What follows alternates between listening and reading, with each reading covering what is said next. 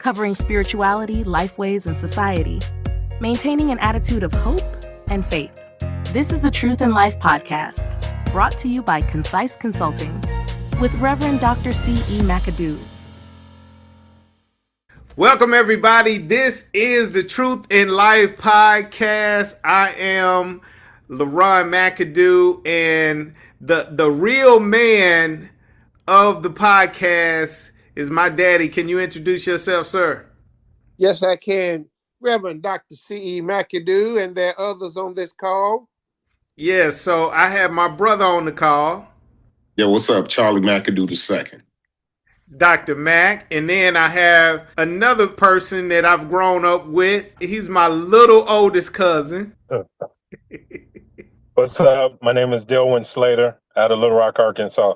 So we have some intergenerational conversation happening right now. However, last week we really extended those generations, and my brother Dr. McAdoo and my father Reverend Dr. C. McAdoo was on that. And then when you're free also to speak upon this, how did you all feel about the intergenerational meeting? Because we were here because of a holiday and we all got together as family anyway. So it was an extension of that intergenerational event. So talk to me someone about that idea of us having that intergenerational happening. I think it's always good when you can discuss and you can speak and you can have different perspectives, specifically from people from different generations. Right.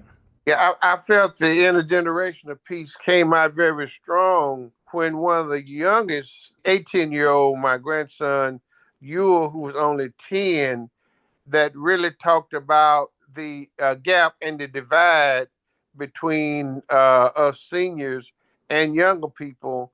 And I don't want to rehash all of what went on last week. There was an old telephone there. And he said, I don't know how to use this. All I know what to do is put my password in it. But older people would know how to use this and help me to do that. But there are things older people don't know how to do, I can help them with. Yes, yes. And Delwyn, you are very familiar with Grips Fest and what goes on there. Whenever those type of events happening, what is it that is forward in your mind about having our children and our parents and all of our relatives and all those generations there for you? I just look at it as an opportunity not only to fill some of the gaps, but create a strong communication between the different ages, which is what we saw. And at the same time, we saw the kids. And I think that's a good thing when we meet like that, because we actually get a chance to see our young people shine. And so it's always good with that communication of filling in those gaps. One, they're learning the history. And number two, like Uncle Mac said, there's a chance to basically for everybody to kind of assist each other, whether it's through the past or toward the future. Yes. Well, and I'll just add my piece to that, piggybacking off what you just said. I've actually had not only work done on my house by relatives, but received jobs from relatives and paid relatives in certain aspects as well. So everything from little cousins to my own biological children to other people for their services that I was able to get jobs for them. Well, and there was also, and I think about Delwyn with his daughter coming in, it was it's that instant bonding, because see, his daughter is the same age as some of the other children there, and it's almost like it was like Magna. When she came, she came and spoke to us older people, and which I love that. She still remembered Uncle Mac and Aunt Dean and others, but when she got with her cousins, it was almost like, this is a great world. So I think that's the other part of what we're doing and what we got to understand is the bonding aspect of what GripFest does, and to have that really as a reality that's going to make a difference in this whole family down through the years. We're going to be bonded together. Right. Well, one thing that you specifically talked about during Grips Fest as one of the founders was the succession plan. Can you talk about families and how passing the torch is an essential part of how families move on? Because a lot of times in black communities, we don't do estate planning. We don't have accession plans. We create black businesses and they only last one generation. We buy a house and it is gone when that relative is gone. So, can you talk about succession plan in a general sense about family? Well, you've already talked about what's on that negative side, and I want to talk about the positive side that came up. Since this is going to be our 50th anniversary next year, we're going to have to put something in writing. And the whole key to succession is putting something in writing. And the thing is, I was telling your mother, I've got a calendar that your cousin Rhonda Gale did a few years ago. And I was telling your mother, well, Dale and my grandkids, we got to add some more names to that. Because she went through like the birthday month that you do.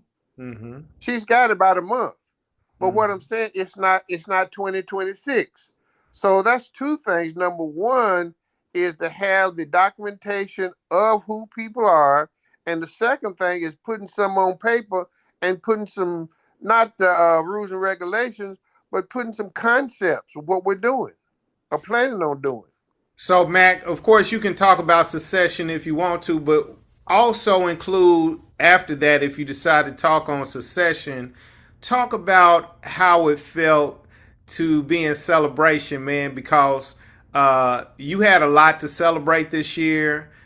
Your wife being so outstanding in her field as a doctor, yourself being selected by an NFL franchise, the Atlanta Falcons, to be the fan of the year. So can you talk about celebrations and birthdays and all that we went through? Well, I'm going to keep it short and simple. I think it's good to be recognized, but the way I look at celebrations and anytime I'm recognized for things, I can't help but think about the road that it took to get there. And like my daddy said earlier, our nephew talked about looking back, moving forward, and having those multiple perspectives.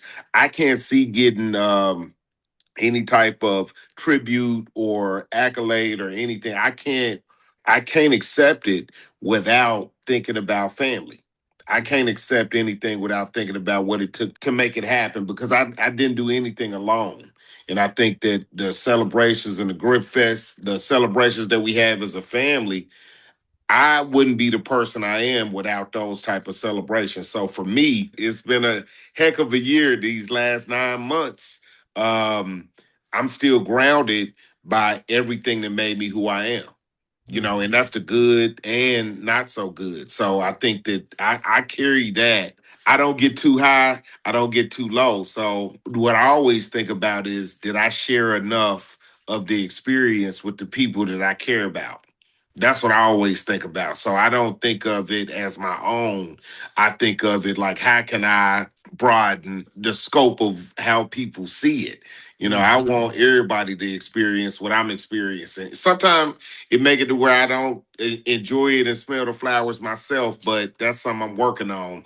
But, anytime Falcon Fan of the Year, even running for school board, all these different things, I'm trying to incorporate as many people as possible. Leron McAdoo is a motivational speaker for educators, students, and parents. If there is low morale of teachers, low effort and focus of students, or low engagement of parents, then let's get Mactivated. I'm Leron McAdoo. I'm also known as Ron Mac the Hip Optimist because of how I Mactivate people in education. Leron McAdoo is a 30-year educator, a classroom practitioner, and a teacher workshop facilitator. I've taught teachers how to be creative with their curriculum, build relationship, and manage the classroom. I've taught students how to find their purpose, monetize their talent, and prepare for adulthood. I've taught parents how to prepare their child, work with teachers, and how to look at education. My goal is to give students what they really need to be the best. For the top educational motivation for the next generation, get Mactivated. Get Leron McAdoo. 501-350-6646 or mactivated@gmail.com. Well, man, we benefit from all of our family. I know that I personally have benefited and have referenced all of you on this call. And Delwyn, I would love for you to say one thing that maybe you learned from somebody older or younger in our family. I'll put mine on the line first because, Norrell, when he passed away, it's one thing conceptually that I thought of. He lived his destiny, and now it's up to those who are left to fulfill the legacy or to uphold the legacy. And so I feel, Delwyn, that I am part of the legacy of Carolyn Slater because I reference her all the time for the way she taught me how to be a teacher. She has given me so many lessons, and even while we were at Grips Fest, she was saying, hey, remember the time I taught you this? It made me a better teacher so that I was informed when I went into the classroom for the first time. I had the experience of 30 years already on me just from that one person, not adding all the other people for me. And I'll tell you specifically, she said, if a principal brings some kids in your room and they're not supposed to, and they're not supposed to, if you got a day, you can go and take that day. And I had to use that more than once. When the principal came in and said, McAdoo, you going to take this kid. I said, nah, either you going to take this bad kid that I sent out or I'm finna leave for the day. And he said, well, you're going to have to take him. I said, all right, I'm going to take a day. And then the next day we laughed about it. He said, all right, Mac, I got you.